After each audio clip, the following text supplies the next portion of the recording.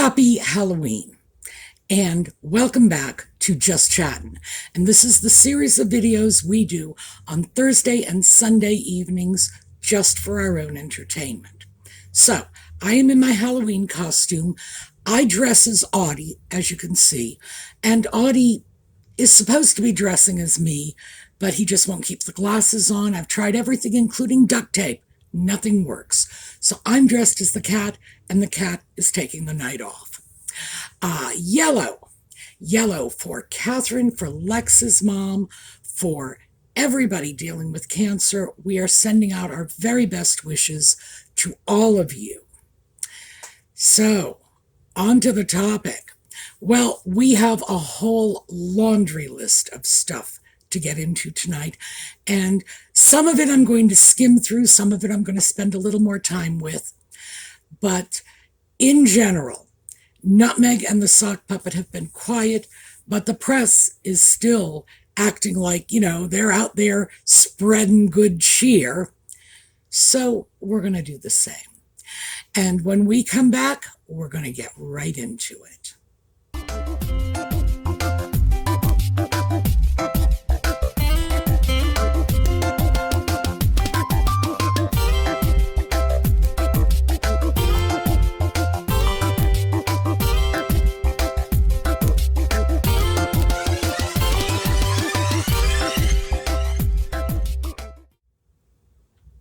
So first up, not only is the speculation about Nutmeg and the sock puppet heading to divorce court not diminishing, despite the many little tidbits that have been strewn into the media from their friends. Remember the 5 friends, Nutmeg, Nutmeg, Nutmeg, Nutmeg, and Nutmeg.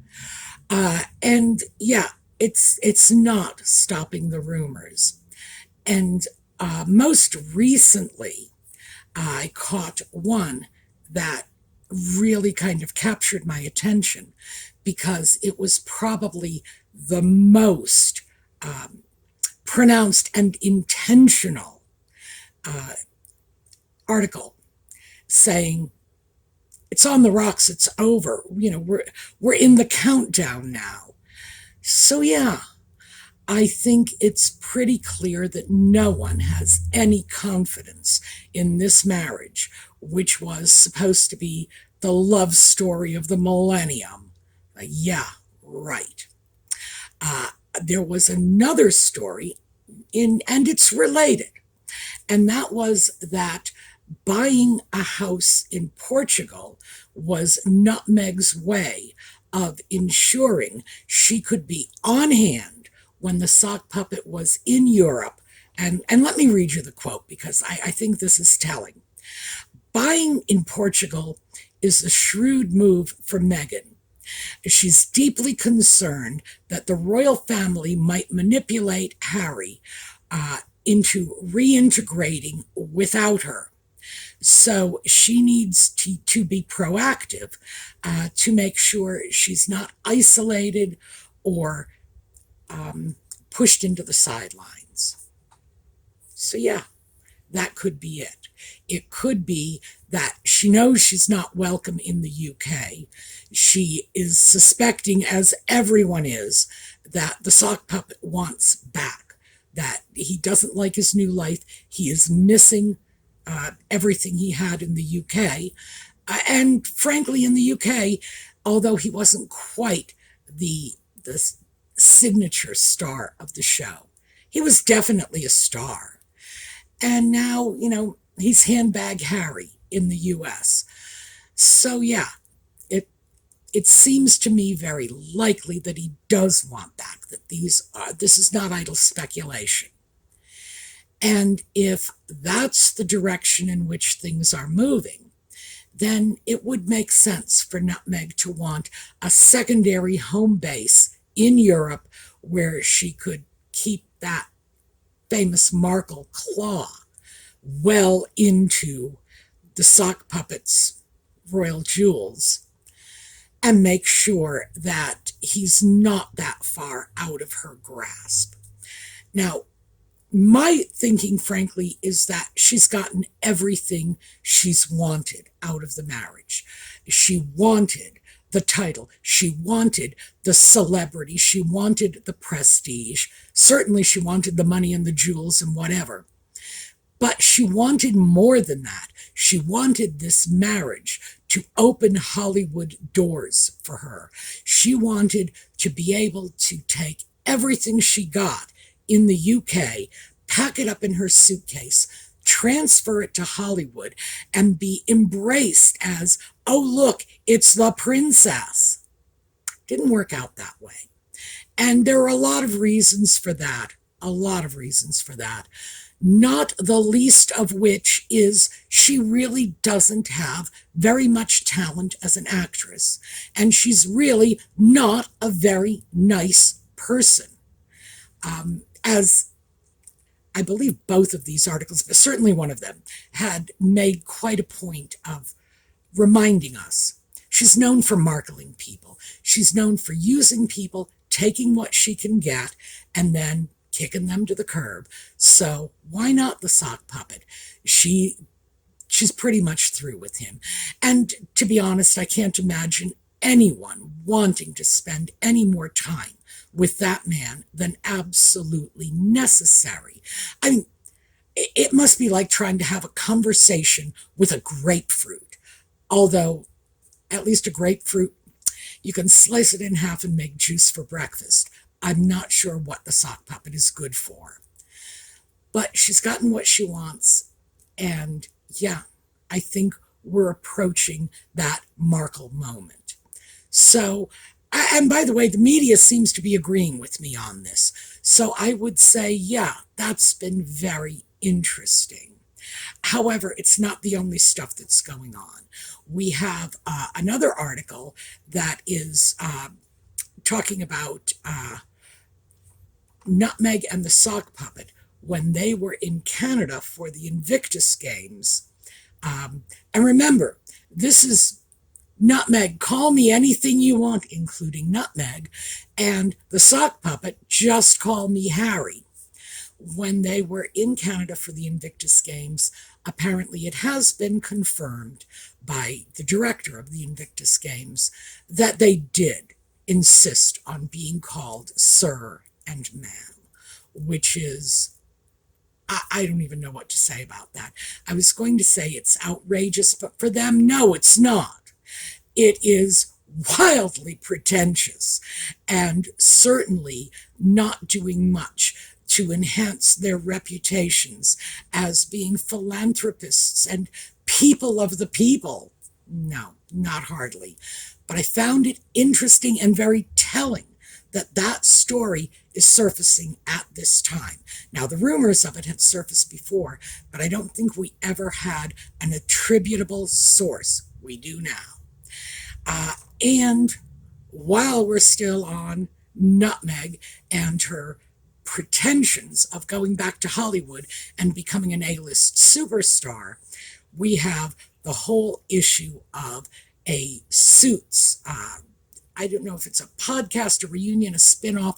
I hear so much, and I honestly don't know which one of them is true, because reunion, apparently that's taken place minus Nutmeg. That was when Gina Torres rather famously said, we don't have her number.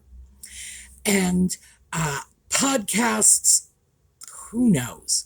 But they want to capitalize on the notoriety that Nutmeg's marriage to the sock puppet brought to this show, which was, quite frankly, very disturbing. This is a show, and for those of you who may be curious, don't let your little children watch it. It is not a realistic portrayal of the legal profession by any stretch of the imagination, and it does nothing but inculcate the worst possible values. So, if you're thinking about letting the kids watch it, please don't. Please watch it yourself. Watch one episode, you'll see what I mean, and yeah, you won't be tempted to put the kiddies in front of it again. But whether or not Nutmeg would be interested in returning, I don't know. I imagine she would. But would the rest of the cast be interested in having her?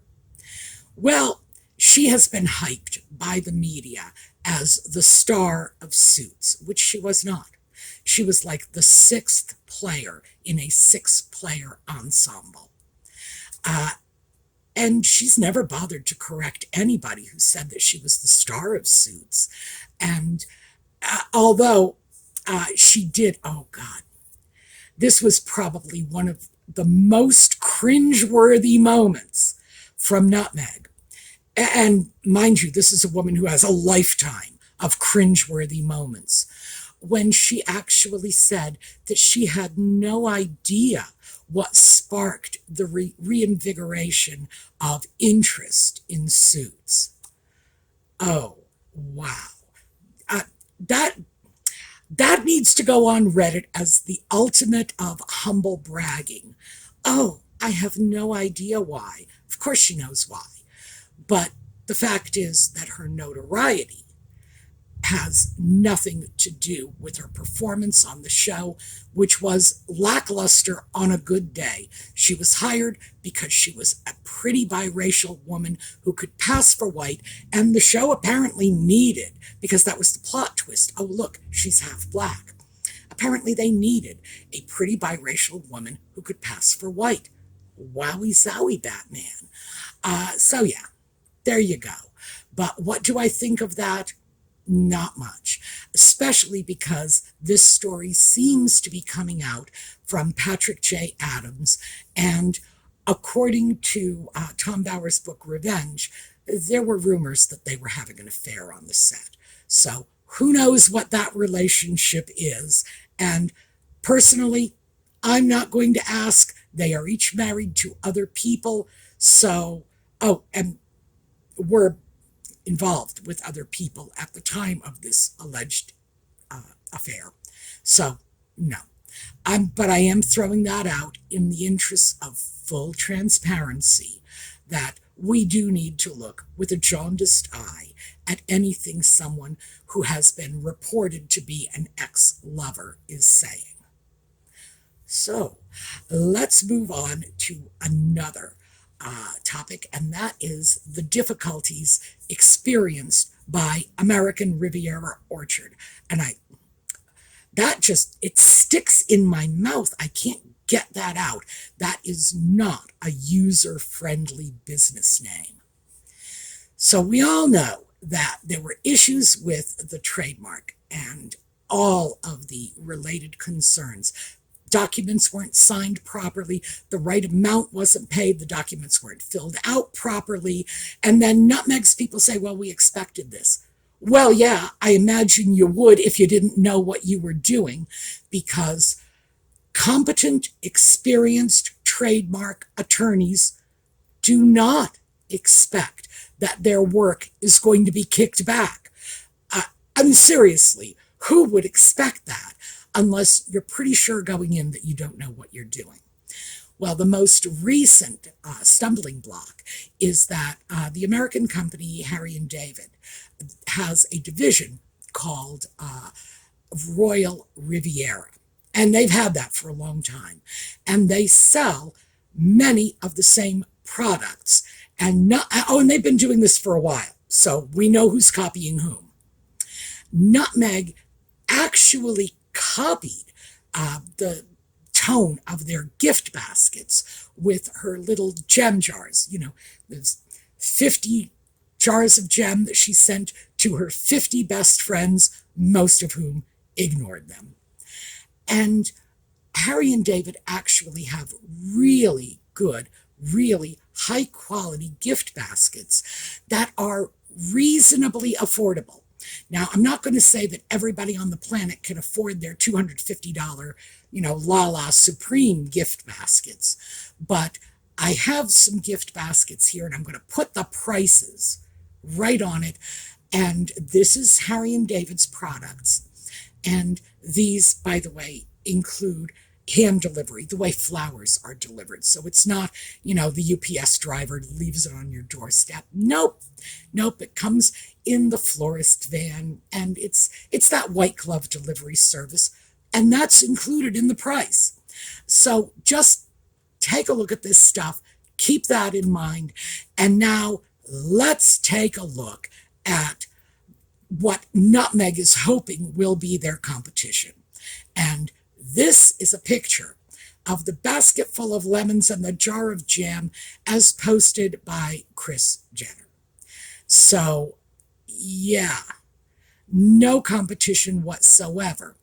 But I would say that just looking at the products and the presentation together, it's pretty clear that Nutmeg's company is attempting to copy out that high-end luxury brand image of Harry and David. So, can Harry and David fight this? Oh yeah, oh yeah. They have a lot more resources than Nutmeg and the sock puppet, who by the standards of the seriously wealthy are practically paupers.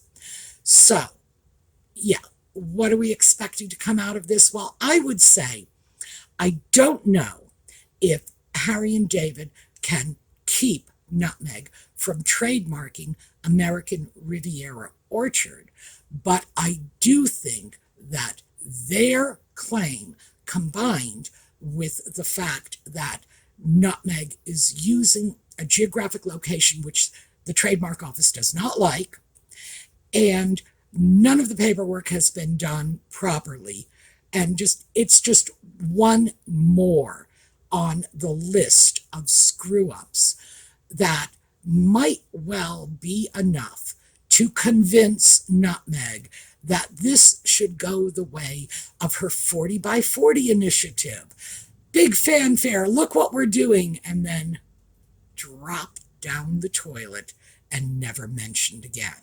So if I had to bet on it, that is where my money would go. That she's just going to look at this because, she does not like opposition. She does not like to be thwarted. Anybody who opposes her, anybody who criticizes her, anybody who thwarts her is just a nasty racist victimizing her. We've heard that story for years. So we all know it. We could recite that back by heart now. So what do I think is going to happen?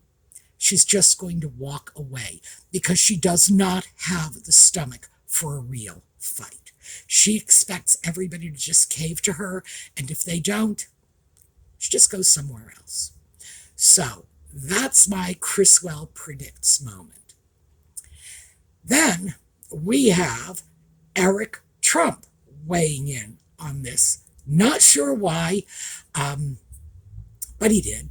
And he was talking about the sock puppet and the sock puppet's visa.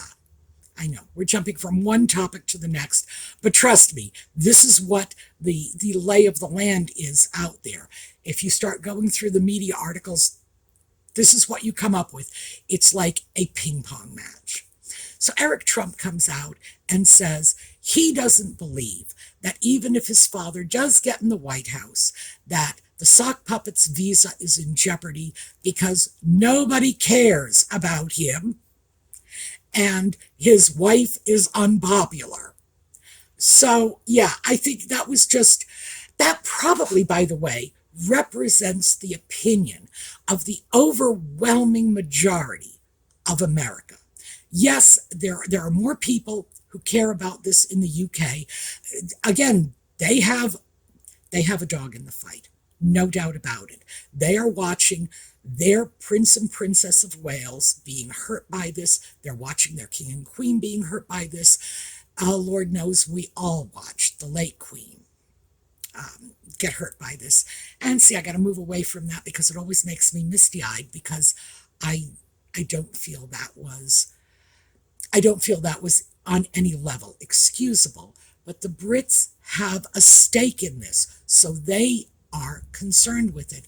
I think Eric Trump summed up the overall opinion of Americans. And by the way, I've got a quote here.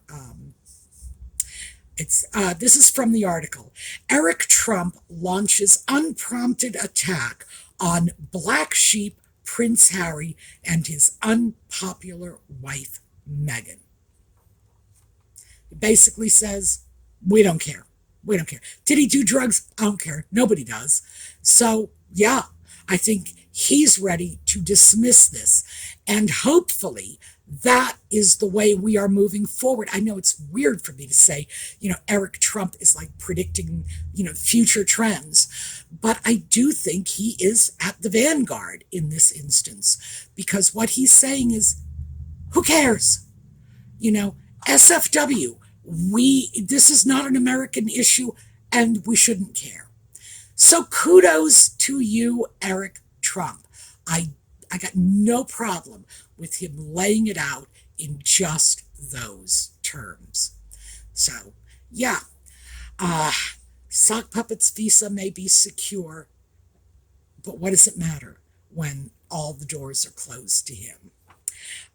And in a similar vein, and this is from Jack Royston, Newsweek. This is one of their favorite media outlets, spokespersons, etc.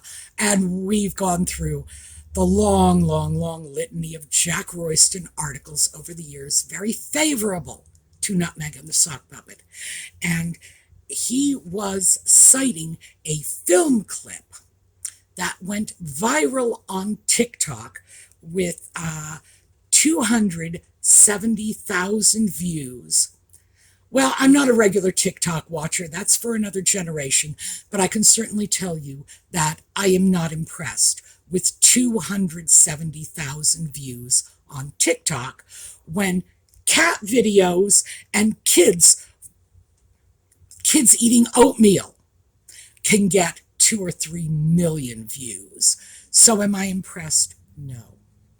He did, however, happen to mention that this video, and this is a video in which the sock puppet is talking about how he felt he got a cold reception from the British royal family, got only 7,000 likes, although he didn't put it that way. How did he put it? Went newly viral on TikTok with 270,000 views and almost 7,000 likes. Well, unlike Jack Royston, I can do the math. That is just over 2% of the viewers hit that like button, meaning that 97 some percent either disliked it or didn't even care enough to click the like button. So again, going back to Eric Trump, yeah, Jack Royston, we just don't care. And we're really starting to see this now. So finally, I wanted to break away from Nutmeg and the Sock Puppet because I have seen article after article on this topic come out over the last month or so, and it is just frosting my cookies. And that is the controversy over Catherine not wearing her engagement ring. So I thought, just humor me, give me a few minutes to shift this over to Catherine.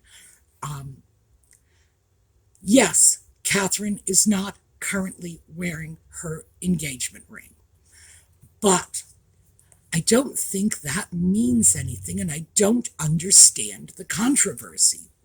So, and I've cited one of the most recent articles, but there are dozens of them. If you bother to look it up, just Google Catherine engagement ring, blah, blah, you'll see it. And not all of them are very flattering. So that's why I want to just throw this out. I want to set the record straight, to borrow one of Nutmeg's favorite expressions. First of all, when we talk about that engagement ring, that was Diana's engagement ring, and that was a symbol. It is a symbol to the British people. Everyone knows that ring. In fact, I imagine that it's not just the British people. I imagine most of the world knows that engagement ring. And if, as I personally suspect, Catherine may have lost a little bit of weight as a result of chemotherapy, if that ring is loose on her finger, it could be fear of losing the ring that is keeping her from wearing it at this time. Why wouldn't she resize it? You may say, well, chemotherapy, weight loss, hopefully, is just temporary. So perhaps she doesn't want to make a permanent change because of circumstances that she feels are not permanent, are just temporary. This is a transitory moment in her life. So I would say that alone would be the most logical reason. It's a valuable ring. It's symbolic. The fear of loss, especially if her finger's a little thinner and the ring's slipping around, that could be massive. But let's look at some others. Well, first of all, the ring is large, it's gaudy, and it's difficult to wear. Now, I mean, I'm sorry to characterize it as gaudy. It would be a lovely ring if it were a quarter the size, but it's a ring that was chosen in the over-the-top 1980s by a teenage girl, and it sure does show it. Nothing about Diana's wedding, engagement, or even her marriage has aged well, I'm sorry to say. And that ring, which clearly was Diana's taste as a 19-year-old girl, may not be Catherine's taste as a 44-year-old woman. So it is entirely possible that if she can get away with not wearing the ring, remember, this is a very physically active woman. She is a sportswoman. We've seen that. It's entirely possible that she simply does not wear the ring if she doesn't have to. And I would say, yeah, that's another good one. Oh, gosh. And germ catcher. That's also on my list. Germ catcher. Diana was repeatedly asked to remove her ring when she would visit hospitals with immune-compromised patients.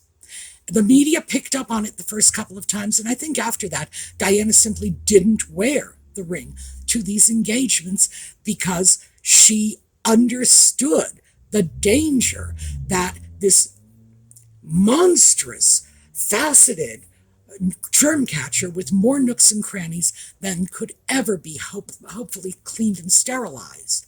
It presents a danger to people who are not well. Let's go back to Catherine, chemotherapy. You see where I'm going with this. So Diana also removed the ring. Why? Because it's huge and it's a germ catcher, etc., etc. And I would have to say, finally, that, again, going back to the size of this ring, this is a very, very large ring. And it's not possible to wear this ring on your ring finger and wear a wedding band along with it. Diana never did. I don't see Catherine doing it. And it's entirely possible that at this point in Catherine's life, having the eternity band, which is basically a wedding ring, that she is currently wearing is more important personally to her than the symbolism of that giant ring. My personal hope is that one day that ring will be absorbed into the British crown jewels because it is a symbol for the people. Just return it to the people in that, leave it in the crown jewels. Leave it there permanently so it will never be able to leave the royal family. I think we all know that if things had gone down differently and Nutmeg had gotten that ring, that the idea of it staying with the royal family is probably not, I wouldn't bet the farm on it. Let me just put it that way. It's probably not going to happen. So anyway, I was annoyed by that and I wanted to throw that out because I do not understand why everybody is making such a big fuss. Diana often took her ring off, and we all know, even if we didn't know at the time, we know now, that 3 years into her marriage with Charles, that marriage was a dumpster fire. She wore the ring, which didn't mean the marriage was good. She took the ring off, which only meant that she didn't want to make sick people sicker. Why can't Catherine just be given the same freaking benefit of the doubt? So, anyway, that is the laundry list of stuff that's come up in the media that I wanted to share with you. We are going to take a look at a slideshow on the way out. In the meantime, happy Halloween, everyone, and have a terrific day.